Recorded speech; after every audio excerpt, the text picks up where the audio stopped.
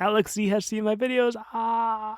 Okay, I'm not going to talk about this right now, but I just want to say this was the coolest thing to see ever. Senpai noticed me. But okay, down to business. Alex and Christian, the two head writers of Arcane, announced a happy birthday Arcane AMA on the subreddit that took place 2 days ago, and then Amanda Overton joined in later that night, and we got just a bit of interesting info for Season 2, enough hints and stuff to make some fun speculations about. The first hint is the Silco thing, and it's kind of confusing. It's a three-parter. Here's the first part. So the question was, will we ever get to see a younger Silco and Vander pre-betrayal? Also, any flashbacks to Silco being a dad to Powder when he first took her in? And Christian said, you will, in fact. Now, he did not say which of the two questions he was responding to here, and that was definitely purposeful on his part, but Alex said this for a similar question. Will we ever learn about why Vander betrayed Silco? Alex said, I'll just say it's a story we'd like to tell. And then Amanda answered this. To me, the story of Arcane at its core is whether or not the sisters will repeat the sins of their fathers. As Vi and Jinx's story unfolds, we hope you'll recognize the parallels between Vander and Silco's story and be desperate for them to take a different path, impossible as that path seems to be. And she uses unfolds in present tense, and we hope you'll recognize future tense. So that means the whole arc of Vi and Jinx from Season 1 through Season 2 follows this core dilemma. Will the sisters repeat the sins of their fathers? And with Christian and Alex's less committal answers, it seems like with Season 2's second half of the Vi Jinx story, we'll also be getting the first half of Vander and Silco's story to serve as a parallel and as stakes, and then we can imagine that a good deal of the Vi Jinx stuff in Season 2 will be about similar beats that we already know from Silco and Vander's story. These are two characters whose differences cause a shattering of their relationship and result in them being on two sides of a conflict. And now with the sisters, we have Vi, who in League is an enforcer with Caitlyn, and then Jinx obviously started this conflict for Zaun in the final moments of Episode 9, and we've had a betrayal moment already on Jinx's end. I expect we'll have a moment from Vi's end with Jinx seeing Vi in her enforcer uniform or something like that, and Jinx will see that as just as final of a betrayal to her, and then we'll have the dynamic arc of them moving further apart, and then we think they're going to move together, and then they move apart, and then also events. Well, this leads us into the next hint. Second hint was probably the most important question asked in the entire AMA, and by the way, to the Redditor who asked this, fantastic way to ask. This is exactly how to ask a question about something that they don't want to say too much about, that they can still answer, so kudos to you. So the question was, if you could choose a single word to describe Season 2, what would you pick? Christian said war, Alex said Rubicon, Amanda said forgiveness. Very interesting little spread here. War, so war between Piltover and Zaun, and or between other places in Piltover Zaun. Will Noxus be involved? I guess we'll see. Rubicon is referring to Julius Caesar crossing the Rubicon, a point of no return, and that is super confusing considering Amanda's answer, forgiveness, because that kind of sounds like returning, repenting. Caesar apologizing and going maybe back across the Rubicon. So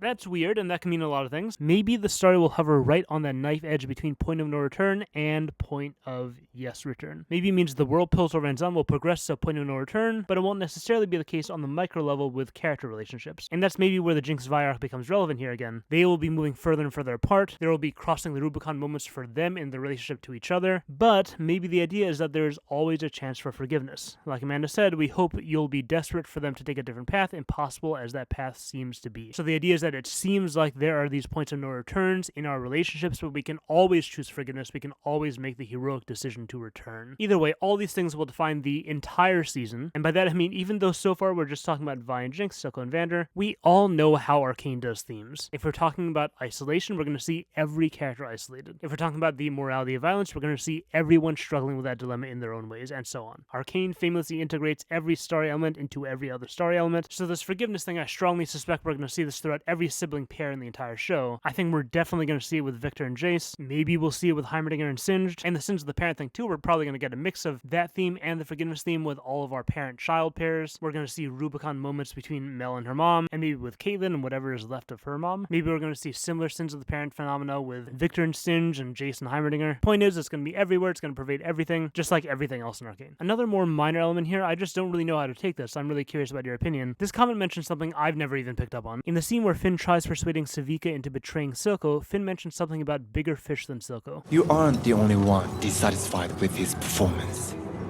There's bigger fish than Silco. I feel like this is potential foreshadowing to who will fill the power vacuum Silco left, but I'm not sure. Was Silco referencing someone within the scope of Season 1? Or was he talking about something we'll see in the future? Because it makes me want to think he was referencing Urgot potentially. So then Alex answered, heh. I was wondering if this stood out to anyone. There is someone he's referencing who does capitalize on Silco's death, though I don't know if this will be apparent in Season 2. It's one of the things we wanted to connect, but didn't feel it was important enough to sacrifice some of the other scenes we wanted. So this is super confusing, especially that last part. But since we didn't meet any bigger fish than Silco in Season 1, I'm taking it that either either we will have a new character taking the throne in Zaun, but maybe not in this season, or we'll have a new character who takes power in other ways, but not necessarily the throne of Zaun. Maybe there is a Piltover character who is pulling the strings in Zaun throughout Silco's reign, and that character comes into prominence this season in some form, still aided by Silco's fall somehow, but it's not exactly clear how, and it's not just overtly taking leadership in the Undercity. But then there's this other possibility. Amanda replied yes to this set of questions. Will there be information about Orianna somewhere in Arcane? Will there be hints in Season 2 about Warwick's creation? Will Janna have any mention in Arcane? So Amanda's yes, just like Christian's yes, refers ambiguously to any or all three or two of these. We don't know, and we don't know on purpose. But maybe Janna or Orianna are the bigger fish here. Maybe there's a whole history with these two and these two cities that we'll delve into. Maybe they're the ones who have been pulling the strings behind the scenes, even since Season 1. Or maybe the bigger fish is really referring to whoever's been sending the crows to spy on Jinx in every scene, including Silco's death scene. Another valid possibility. Last major bit, this time relating to future seasons, maybe. So this Redditor asked about going to other places in Runeterra with Riot's animation, and Alex gave this answer. No specifics to report yet, but we do hope we'll be able to feel a connection between different stories we might tell, even if the camera moves to a very different place. And then we also got this elsewhere. We definitely want to explore other regions. At the same time, we've all seen shows and movies that try to cram in too many different perspectives too quickly. I think we got to earn our way into a larger worldview first. So definitely coming in the future, but we have to find the right place for the story we want to tell. So again, super vague, understandably, but it seems to be in line with one of the possibilities I talked about in my other Season 2 speculation video. Riot is not giving us one super linear plotline that expands to encompass more of Runeterra. The first quote makes it sound like we'll be getting stories that are almost entirely independent from each other, but will still have connections. The second quote makes it sound like maybe we'll have one set of stories in one place in Runeterra, kind of launching us into another story in another part of Runeterra, but either way the stories are going to be independent. Okay, everything else was either really vague or pretty simple. We are going to be getting more Jinx echo scenes. We are going to be getting something that will make Kate Vi fans very happy, so that's good, and we'll be getting something that will make Kate Vi fans very unhappy, so that sucks. But all this is being overseen by our holy Amanda Overseer, so we can assume it's going to be done as well as everything we've seen up until now with the romantic relationships in Arcane, and we won't be falling into any traps that people hate to see when it comes to homosexual relationships in fiction, so that's a good sign. This I'm taking to mean that Mel is alive, which I thought was clear anyway, but this just makes me more certain. Viktor fans, we will be apparently getting everything in Season 2, so that tells us a lot. And lastly, no sex scenes in Season 2 because ew yucky. Nope, just getting definitely sex in Season 2. Oh, and also it is going to be a while, which is fine. Okay, there is a lot of other really interesting stuff in this AMA, and most interesting to me in particular, to no one's surprise, is all the writing insights and anecdotes. I was going to include it in this video, but I thought I'd rather compile all of it and then go and compile other writing stuff from the writers that they talked about in interviews and Bridging the Rift and other social media stuff, and make like a big video like 50 writing tips from Arcane writers, or I don't know how many there will be, but I think I'm going to do that, and I'm also going to talk about what Alex said about my videos, so count on that soon, but not next week. Next week, Monday, is my Arcane anniversary celebration analysis video. Big topics, everyone. Get ready for some big topics, fundamental stuff. Put on your big boy writing pants, your big girl analysis boots. Okay, so shout outs to the patrons. Check that out. Let me know your Season 2 predictions based on all this new info from the AMA, and thanks for watching.